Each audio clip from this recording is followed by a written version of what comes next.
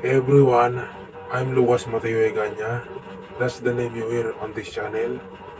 My real name is Riel Vince Caparas, and let's get started. Welcome to my channel.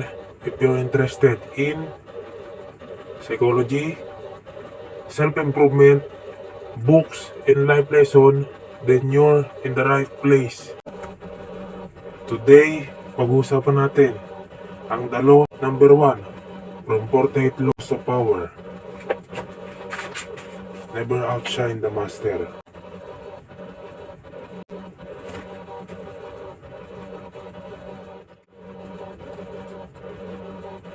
Have you ever wondered kung bakit may mga taong sobrang galing pero sila pa yung hindi napopromote? Well, this might be the reason. This is the first law from 48 laws of power.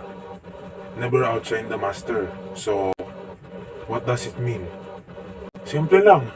Don't make your boss, teacher, or someone above you na mas magaling ka sa kanila. Imagine this. You're very talented, mabilis ka matuto, and everyone notice your skills.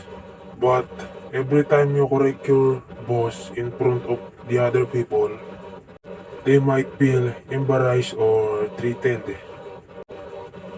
It's not because you're wrong. It's because we are all human. We all have ego, pride, and emotions. Being smart is good, but knowing when and how to show your intelligence is even smarter. This law doesn't tell you to hide your talent forever. It teaches you to be humble, respect people above you, and choose the right time to shine. Remember, power is not just about intelligence. Sometimes it's about understanding. This is law number 1, never outshine the master. My name is Riel Vince Caparas, but you can call me Lucas. Thank you for watching, and always remember, think wisely. Bye.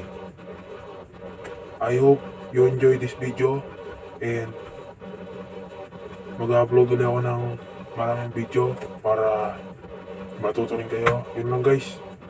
Bye-bye.